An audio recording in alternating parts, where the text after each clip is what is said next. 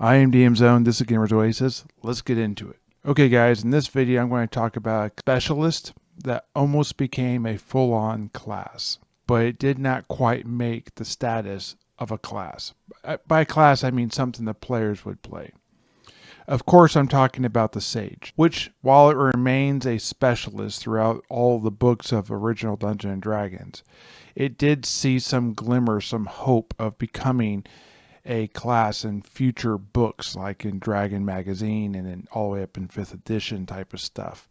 In some prestige classes, there was also Sage-like classes as well. There was also the Merchant, but that would make this video too long, so I'm going to focus specifically on the Sage in this video, and I will talk about the Merchant in a future video. Also, if I get 50 likes in this video, I will go ahead and do a video specifically on how I would make the Sage in original Dungeons & Dragons. And we'll see how it turns out. Maybe it'll be fun, maybe it'll be usable, maybe it'll be something to sort of laugh at. I don't know. We will just have to see. Okay, so most players don't know how close we actually came to having the Sage. I believe, personally, that it was in the notes of Dave Arneson when he gave him to TSR that the Sage would be an actual class. I believe that it ended up on the editing room floor, probably because of organization and not being able to articulate exactly how the class would work. Probably because there was not the structure needed. This was a very common problem in original Dungeons & Dragons that you can see through all these books. That the structure of a class, the structure of what makes up a spell, all these things are different because the author is different. That this was the first book that Timcast was part of editing. And from what I understand, Blackmore was supposed to come out as Supplement 1, but because there was so much editing needed and the notes were so, well, I guess the way it was described is 28 pages of loose notes not associated by even page numbers. It took more work to make it into a proper book.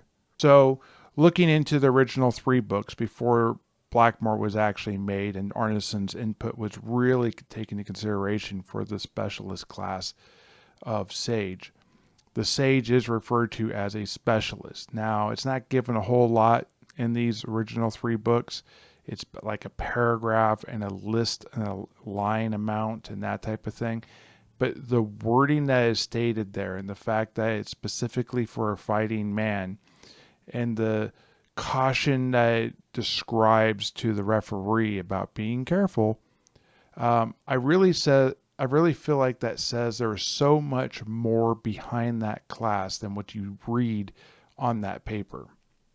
Which is why when Supplement 2 came out, which was supposed to be Dave Arneson's book, you can see a lot more of that class being shown here. Now, before I jump too far into this, let me go ahead and put a little bit of lore out there talking about the naming conventions of these early books.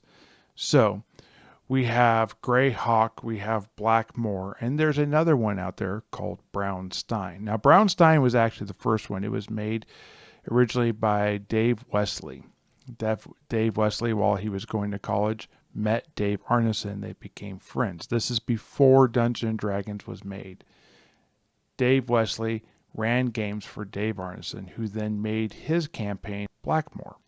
Blackmore was the first fantasy campaign, as Dave Wesley's game was a more modern game set in like a Banana Republic type of thing, or over in Germany, like the Brownstein type of thing. So, with that in mind, there is a Judges Guild book out there called The First Fantasy Campaign. That was done by Dave Arneson after he left TSR. I'm not going to get into that whole book and how that could relate, because that takes you outside the scope of original Dungeons & Dragons. However, let's look at this naming convention. First, you have Brownstein. Then you have Blackmore by Dave Arneson. And then you have Greyhawk. So all these kind of come from the same type of thing. And while I don't really attribute myself as much of a historian, I'm not looking at font sizes and the placement of staples and the exact nature of the TSR logo, for example. I do try and give credence to these type of things where and when I see them. So if you ever see anything that I get a little bit wrong, let me know in the comments down below so I can bring this to the attention of others as we go. Okay, so talking about Brownstein, which I have a whole video talking about Brownstein and Dave Wesley and all this type of stuff. Brownstein was more of you played a career versus an adventurer. So what that means is you might be the mayor of a town, or the captain of a guard, or the baker, or the general store owner, i.e. the merchant. Or you might be the sage, or you might play a spy or an enforcer for the Thieves Guild and this type of stuff. The leader of the bandits outside of town. All these things were careers or people you could play. They had status within the area you were at. People knew who you were to some degree, or at least your title. They knew the bandit leader title. They may not know who he is or she is.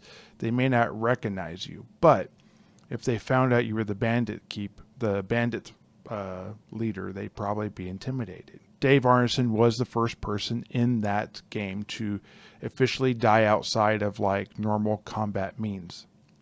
Apparently an offense was made, a statement that could not be retracted, and a duel must occur. And in that duel, Dave Arneson's character died. So from there, they had developed other aspects of the game. And of course, Dave Arneson took a lot of this to Blackmore, and he changed Brownstein in Blackmore when Dave Wesley was off at war into his own type of game, and took other games like what Gary Gygax and him made into what became sort of like a D&D like game, a persistent world D&D type game.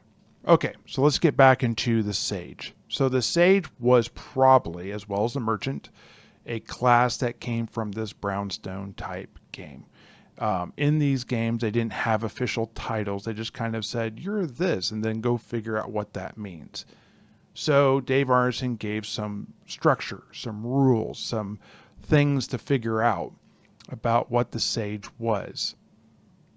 And since Dave Arneson was a friend, a referee, and a player of Brownstein, for sure it probably came from that game and then was put contextually into original Dungeons & Dragons. But the structure of it, the organization of it, probably the lack of communication affected whether or not it made it into the game as an actual class. Who knows what Dave Arneson would have made this into?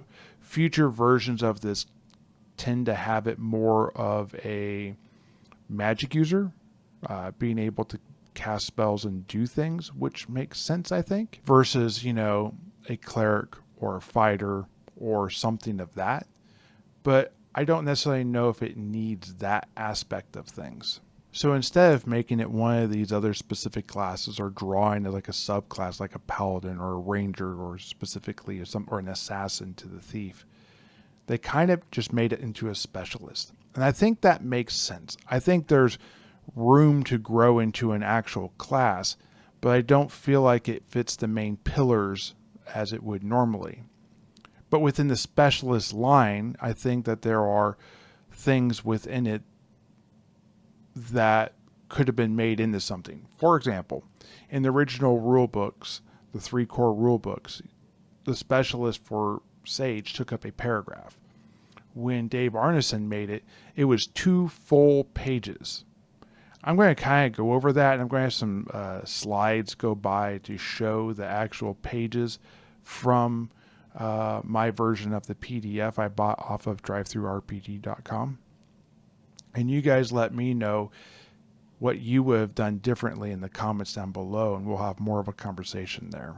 Okay, so I believe that it came down to organization, as I've said a couple times before, articulation and communication between TSR and Dave Arneson, as I've already said. From what I understand, things were already pretty tense. Dave Arneson was being questioned on his work ethic. I think that he didn't appreciate that and didn't necessarily have this as his number one priority. And since everything was being handled by snail mail, I think it's very easy when you're not in person or even making telephone calls for things to kind of not be the first thing you do when you wake up in the morning, if that makes sense. And that was why when it came to the editing bin of history, this class didn't make it into that. I'm going to get into the end how I would change some of these things a little bit later, but there are three basic pathways. There's the living things, supernatural, and physical. And by physical, I mean like the physical universe, how oceans work, mountains, this type of stuff. So the sages could be very different, and the need and requirement of having more than one sage is there. And I feel like that draws a lot into the social aspect of the game, as highly intellectual people who are not overly social tend to have problems with each other. If you ever watched an episode of The Big Bang Theory, I could point to that as an example. However, having more than one of these and having the resources to improve the environment would greatly help them to get along, especially if you could create distance between them a little bit. The example they give is for every 50,000 gold pieces you put into aids or libraries or those type of things, you could give your sage a D10% more of a chance to know the answer to a question. Now this does have a 5d10 maximum, so there is a topping out of this, but there is a reason that go beyond that even still, and I'm going to get to that in just one second. I think what's important to know is that you can only learn 10k of knowledge per month. That means it would take 5 months, and on the 6th month, you would get a D10% additional chance to know the answer to a question. So if you wanted to do this 5 times, which is 250,000 gold pieces invested into aids and into books for your library and whatnot, for your sage to be able to get 5d10 extra percent, which could be 50%, I would say that it would take, well, the rules would say it would take 25 months or just over 2 years to be able to acquire that knowledge. Okay. There is also the ability that you could spend 100,000 gold pieces to learn a new specialization within there. So something else from the living, or maybe something from the supernatural line, for example, or the physical. And that gives you a 25% chance to know something from that other line, or to pick up this as a specialization that you can then learn. I would also say that based upon the reading of the rules, that 50k of gold pieces is specific to that type of learning. So if you had all three and you'd spend 800,000 to get your max chance of having this, you could then spend an additional 250,000 per one to be able to have all this extra knowledge to get that up to 50% bonus.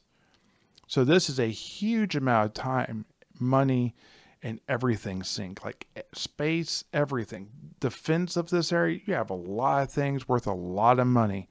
This is a lot going on all at one time, and that's for a dude. Now, if you have more than one dude, it could be a lot more than that. So that's kind of how expansive this can go quickly. All right, so how knowledgeable is the sage you get? According to the rules, you just roll a D100. That could be 2D10 with one of them being 10s and one of them being 1s, and that gives you your base sage. Now you have to go to the guild to get it. We'll just say that the guild is called the Spire of Knowledge for all intents and purposes for this video. You would speak to a representative there. They would tell you that they could get you a sage with the knowledges you're wanting. You tell them the base pathway or whatever, or the specific knowledge you want them to be knowledgeable about. and then they would come back to you with one or more, and then you'd pick from there the sage you want. I think all that makes kind of sense with that, but you wouldn't actually know what their true knowledge level was. Maybe they got incredibly lucky with their answers, or maybe they got incredibly unlucky with their answers, and you have a bad sage. There's also other things to take into consideration. For example, if you wanted a sage taught that understood things that lived, like the living things, and you wanted to focus on botany and medicine or history, for example, it may or may not have any knowledge of something else like folklore or chemistry. Those are different areas, and there's no guarantee that it could have that. And the sage that may not be the most knowledgeable because of a bad dice roll might actually have those as a thing.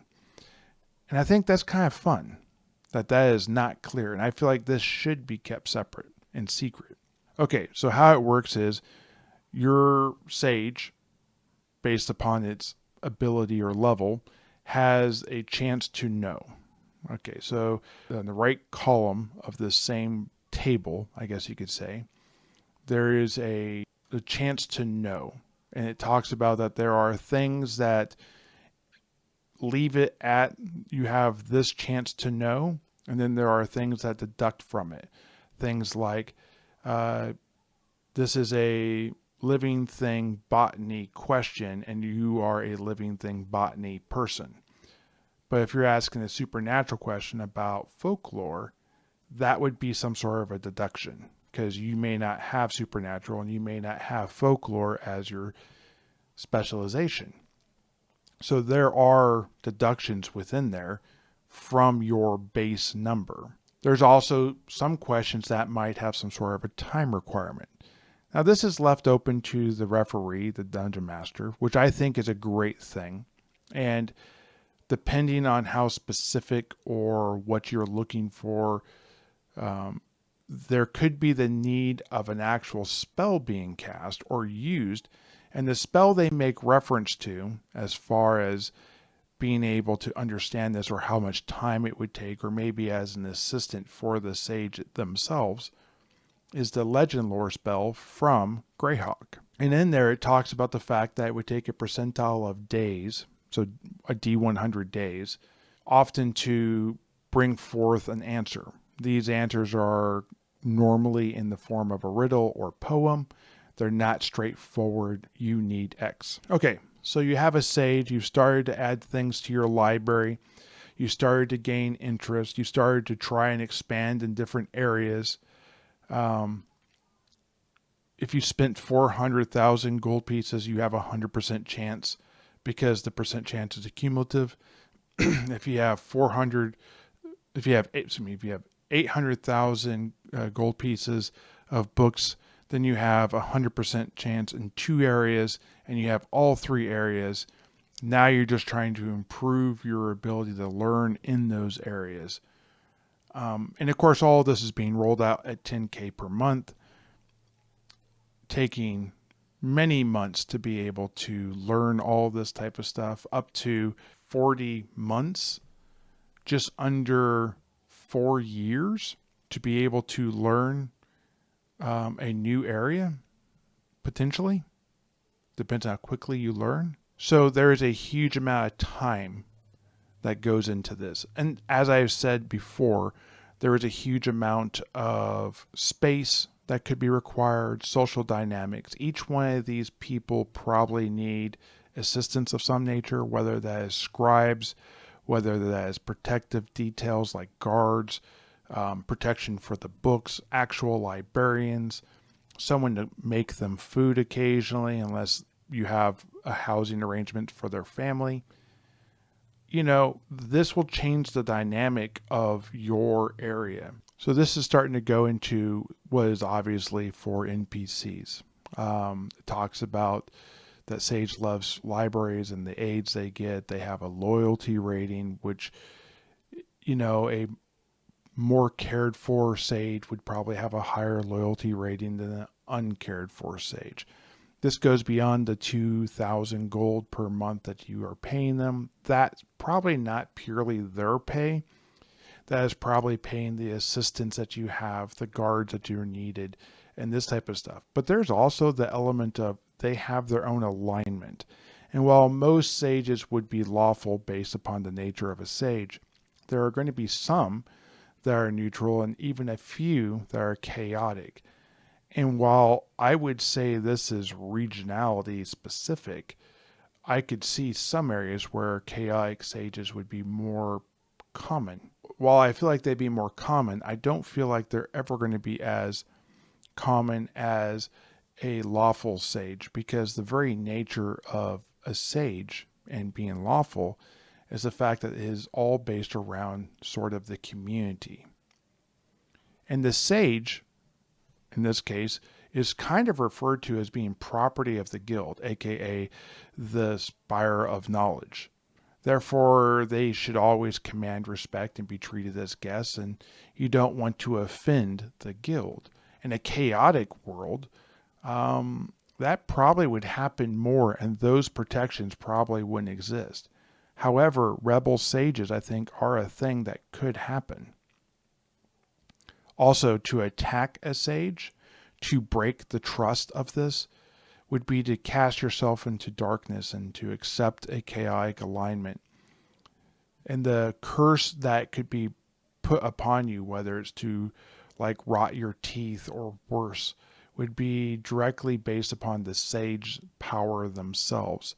Being able to do this curse even after probably their ability to speak or be able to vocalize anything else. And this wouldn't be able to be healed by a remove curse spell from a cleric. This probably would require that plus some sort of ceremony that was dependent upon a quest to be able to make this wrong right. That sounds like a lot of referee discretion, which I like. There's also, as you can see though, the framing of a really good class. You have a lot of the things in there that make sense for a class. And now I'm going to break into some of the things I would change to keep it a specialist. And then we'll kind of expand on that if we get those 50 likes on this video, which I hope we do, into what would make this a great class. The first thing I would do is I would remove sort of the Hogwarts type of college, which is kind of funny because this came out before Hogwarts was actually a thing. I probably would make it something different, either an ethos or possibly a religion of knowledge, where they're not necessarily open to the public per se, but they do have public services, they do have public events, they are available to those who can afford their services. I see this more as the mystics from 300 or the seers from the Viking TV show, where you have to pay them in something, maybe not even in gold, to be able to access this knowledge. But they're not like unwilling to talk to, let's just call them a peasant, a common person. But most of the time, the common person or the peasant has nothing they want. Now, a common person or a peasant with destiny, as in an adventurer, probably does and probably would, and would be interesting to them. I would also say that part of this reason is the fact that they have an impressive library and that they don't necessarily want everyone there. So having something like a spire of knowledge, a citadel that isolates them and allows them to go and learn without interruption, probably would be beneficial. And the way you would extract or gain a scribe, a sage, probably would be through some sort of major gift or tribute. Potentially a new book for their library, some work of art that holds more meaning than what you simply understand, would be something that would allow them to send someone out to you if you're going to use this framework. I would say for sure you would probably get a younger sage, a new sage, someone with maybe not the most amount of knowledge. I'm not saying that they wouldn't become available to you, but you probably wouldn't, as the rules say, any sage with an ought you're not going to have permanently. I would say not even anywhere close to that. I would say those sages are probably so highly sought after, the 2,000 gold per month doesn't even come close. Those are ones that nations have, that palaces have.